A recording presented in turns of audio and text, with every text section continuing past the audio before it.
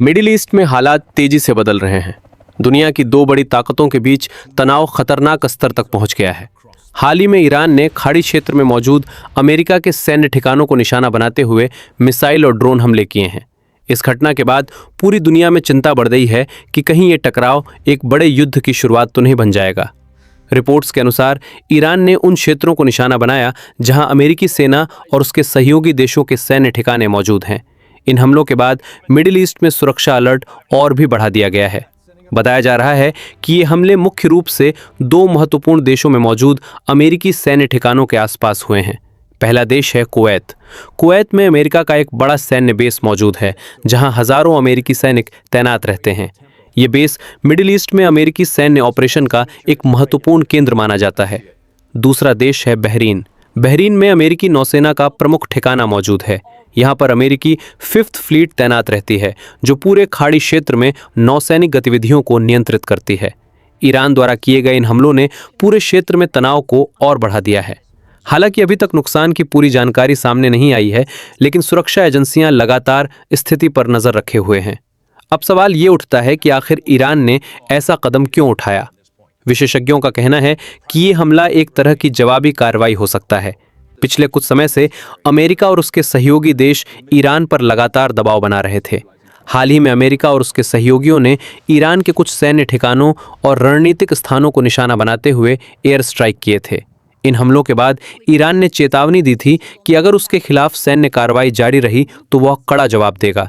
ऐसे में खाड़ी क्षेत्र में अमेरिकी ठिकानों पर किए गए ये हमले उसी चेतावनी का हिस्सा माने जा रहे हैं।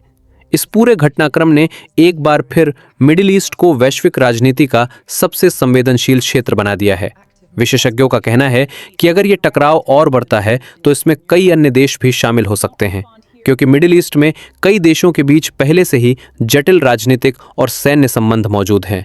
इस पूरे तनाव का सबसे बड़ा असर तेल और गैस की सप्लाई पर पड़ सकता है। खाड़ी क्षेत्र में मौजूद स्ट्रेट ऑफ होर्मुज दुनिया के सबसे महत्वपूर्ण समुद्री मार्गों में से एक है। ये वह संकीर्ण समुद्री रास्ता है जहां से दुनिया का लगभग 20% तेल और बड़ी मात्रा में प्राकृतिक गैस गुजरती है। अगर इस क्षेत्र में सैन्य संघर्ष बढ़ता है तो तेल की सप्लाई बाधित हो सकती है। ऐसी स्थिति में अंतर्राष्ट्रीय बाजार में तेल की कीमतें तेजी से बढ़ सकती हैं। इतिहास बताता है कि जब भी मिडिल ईस्ट में तनाव बढ़ता है तो उसका सीधा असर तेल बाजार पर पड़ता है। अगर तेल की कीमतें बढ़ती हैं तो इसका असर पूरी दुनिया की अर्थव्यवस्था पर पड़ता है। कई देशों में महंगाई बढ़ सकती है और आर्थिक संकट भी पैदा हो सकता है। अब सवाल ये भी है कि इस पूरे घटनाक्रम का भारत पर क्या असर पड़ सकता है। भारत दुनिया के सबसे बड़े ऊर्जा उपभोक्ताओं में से एक है। भारत अपनी बड़ी मात्रा में तेल और गैस मिडिल ईस्ट के देशों से आयात करता है। अगर खाड़ी क्षेत्र में तनाव बढ़ता है और तेल सप्लाई प्रभावित होती है तो भारत में पेट्रोल, डीजल और गैस सिलेंडर की कीमतों में बढ़ोतरी हो सकती है। इसके अलावा समुद्री व्यापार पर भी असर पड़ सकता है, क्योंकि कई भारतीय जहाज इसी क्षेत्र से होकर गुजरते हैं। फिलहाल पूरी दुनिया की नज़र मिडिल ईस्ट की स्थिति पर टिकी हुई है। अंतर्राष्ट्रीय समुदाय लगातार ये कोशिश कर रहा है कि इस तनाव को कम किया जाए और हालात को नियंत्रण में रखा जाए। कई देशों ने दोनों पक्षों से संयम बरतने की अपील की है ताकि स्थिति और ज्यादा गंभीर न हो। लेकिन अगर ये तनाव और बढ़ता है तो ये सिर्फ मिडिल ईस्ट तक सीमित नहीं रहेगा। इसका असर वैश्विक राजनीति, अर्थव्यवस्था और सुरक्षा व्यवस्था पर भी पड़ सकता है। अब सबसे बड़ा सवाल यही है कि आने वाले दिनों में क्या होगा। क्या ये तनाव बातचीत के जरिए खत्म होगा या फिर ये एक बड़े सैन्य संघर्ष की तरफ बढ़ेगा। फिलहाल इस सवाल का जवाब आने वाला समय ही देगा। आप इस पूरे घटनाक्रम को किस तरह देखते हैं?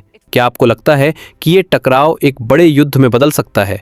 अपनी राय कमेंट में जरूर बताइए और ऐसी ही बड़ी और महत्वपूर्ण खबरों के लिए हमारे चैनल करंट न्यूज रडार को सब्सक्राइब करना बिल्कुल ना भूलें।